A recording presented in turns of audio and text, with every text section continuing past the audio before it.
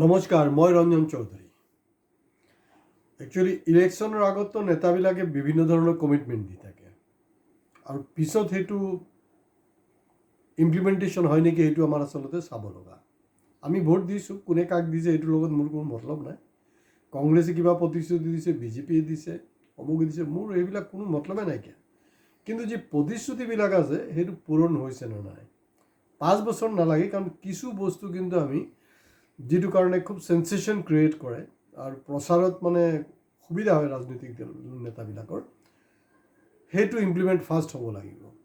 যেনেকৈ মই for example 2014 কোৱা নাছিলে জানো 16 মে'ৰ পিছত বাংলাদেশী টাৰিটোপলালৈ গুচি যাব লাগিব। আমাৰ খংটো কেনে, অৱশ্যে আজিকালি খং নাইকিয়া হৈ গ'ল, সেইকাৰণে মানে 16ৰ পৰা ধাৰাবাহিকভাৱে জিকিয়ে আছে। মানে কোনো 14ত ভাল ৰিজাল্ট আছিলে, 16, 21, 26 আৰু ক'বলৈ নাই। এনেকুৱা মানে কোবালে ষ্টেডিয়াম পাৰ আৰু ছিক্সাৰ, ষ্টেডিয়ামৰ বাহিৰত এইটো ধৰা কোনো স্ক'পে নাই। এতিয়া আহোঁ মূল কথালৈ, চুটি ভিডিঅ'।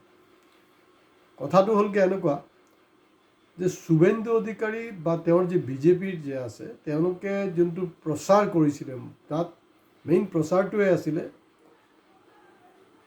টপিকছটোৱে হ'ল যে বেংগলত যোনটো ভয় মানুহৰ, সেইটো একেবাৰে বাওঁপন্থীৰ সময়ৰ পৰা 1977ৰ পৰা ষ্টাৰ্ট কৰি লাষ্ট ইলেকশ্যনলৈকে, কিন্তু প্ৰথমতে বাওঁপন্থীয়ে কৰিছে, তাৰপিছতে তৃণমূলে কৰিছে। এটা ভয় সন্ত্ৰাস যে আছে, তো ভয়মুক্ত এটা বাংলা দিব বুলি তেওঁ প্ৰতিশ্ৰুতি কৰিছিলে আৰু তেওঁৰ যেনেকৈ কথা পাতিলে ঠিক তেনেকৈ কিন্তু কামো কৰিলে।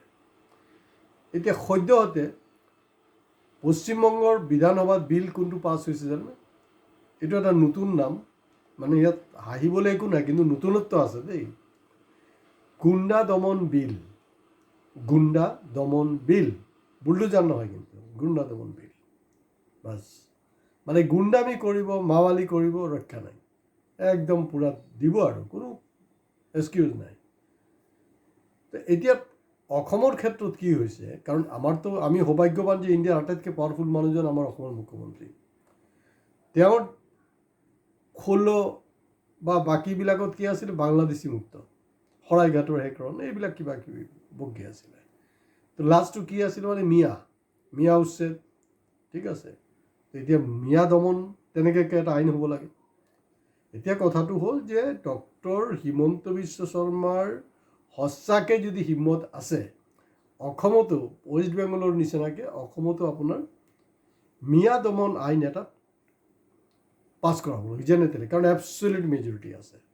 আৰু মিয়াবিলাকে চাব, ক'ৰবাত লেণ্ড জিহাদ কৰিছে, ক'ৰবাত লাভ জিহাদ কৰিছে, আৰু ফ্লাড জিহাদ কৰিছে, কিবা কিবি কৰিয়ে আছে। মানে যিবিলাক ৰিজাৰ্ভ আছে, য'ত অৰিজিনেলি যিবিলাক ৰিফিউজি আছিলে, সৰহসংখ্যক মানে হিন্দু ধৰি লওক, তাত দেখা গৈছে এই এৰিয়া আপোনাৰ মিয়াই কিন্তু দখল কৰি লৈছে, আৰু গোটেই কথা বতৰাবিলাক মুখ্যমন্ত্ৰী ডাঙৰীয়া জানে।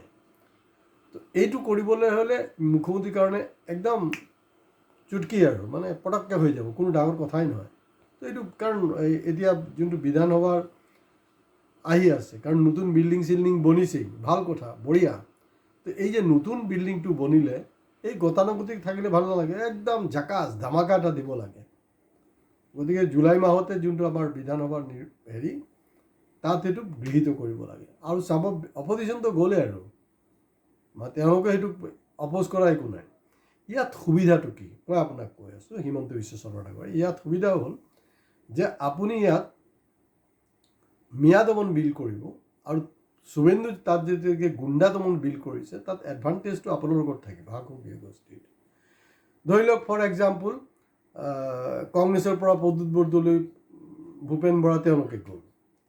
তো যিসকলে তেওঁলোকৰ এগেইনষ্টত মাত মাতিব, যিবিলাক ধৰি লওক বিজেপিলৈ গৈছে, এতিয়া ধৰি লওক TMCৰ ভালেমান MLA MP গুচি গ'ল তালৈ, টোটাল TMC হাইজেকে হৈ গ'ল।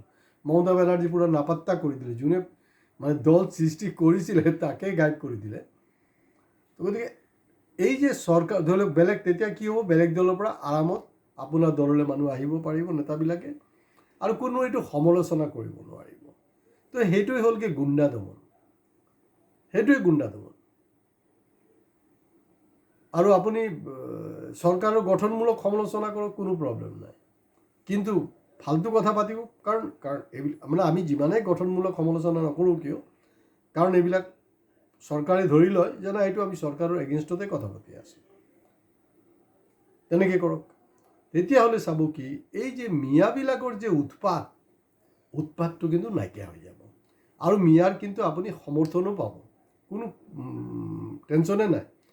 কাৰণ আমি দেখিছোঁ বিভিন্ন মুছলমান অঞ্চল বা মিয়া অঞ্চলত তেওঁলোকে কৈছে, মানে ৰাজহুৱা সভা কৰি আছে যে আমি যে আপোনাৰ গৰু মাংস নাখাওঁ, এইটোক আমি ধন্যবাদ জনাইছোঁ, ভাল কথা। তাৰপিছত আহি গ'ল তেওঁ আৰু কৈছে মিয়া মুছলমানকেইটাই যে নাই, মানে এইটো আমি মানে বহুত ডাঙৰ এটা গুনাহ কৰিছোঁ, এতিয়াই আমি উপলব্ধি কৰিছোঁ যে বিজেপিকে ভোট দিব লাগিছিল, আমি যে বিজেপিক ভোট দিয়া নাই, তাৰমানে আপুনি মোটামুটি কিন্তু কণ্ট্ৰল কৰি লৈছে মিয়াবিলাকৰ, কোনো অসুবিধা নাই। তো গতিকে তাত গুণ্ডা দমনৰ নামত আপুনি শুভেন্দু অধিকাৰী আৰামত অপজিশ্যনক কণ্ট্ৰল কৰিব পাৰিব, কাৰণ তাত এটা গুণ্ডামিৰ এটা নেৰেটিভ সোমাই দিলে হ'ল।